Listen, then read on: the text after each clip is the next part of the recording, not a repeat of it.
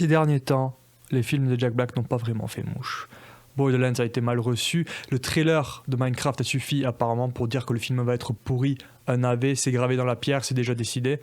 Mais il y a une série de films où Jack Black prête voix au protagoniste qui est universellement aimé. Je parle évidemment de Kung Fu Panda. À l'occasion du dernier film, je me suis dit que j'allais remater l'entièreté de la série de films en me demandant pourquoi c'est à la fois aimé des enfants et des adultes, pourquoi ça a une portée si universelle. Et j'ai remarqué une chose intéressante qui m'a donné envie de faire une vidéo. On peut s'attendre au fait que, comme une humoriste qui fait du clean pour attirer une audience universelle, les films ne voulaient pas décourager le visionnage en abordant des thématiques vulgaires ou en utilisant des insultes, des obscénités. Mais là où ça devient intéressant, c'est que les films, et surtout le 1, proposent presque une double lecture. Plutôt que de faire fonctionner l'histoire par deux niveaux d'interprétation, un réservé aux adultes et un pour les enfants, il y a une interprétation assez universelle et accessible de l'histoire, mais sans manquer de profondeur de par les aspects bouddhistes de la structure de l'histoire.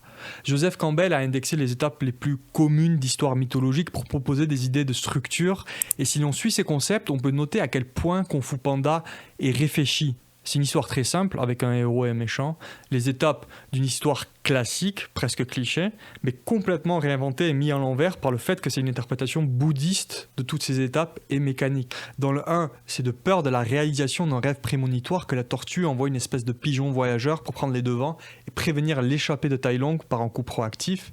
Mais ce faisant, il réalise sa peur, donne aux méchants le moyen de s'échapper.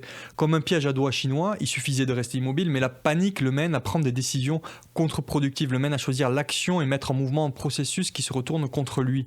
Même entre structure et thématique et évolution psychologique des personnages, si on considère ça comme distinct de la structure, on peut remarquer dans le 2 aussi la quasi-explication indirecte de la méditation lorsque Po doit aller dans la direction naturelle des choses, aller avec les choses en laissant son cerveau faire pour faire face à son traumatisme et se rappeler de son enfance, du génocide. On voit d'une part l'obsession de Shifu pour trouver la paix intérieure qui ne paye pas, et Po qui de par son lâcher-prise devient le dragon guerrier, arrive à concentrer l'énergie de l'univers.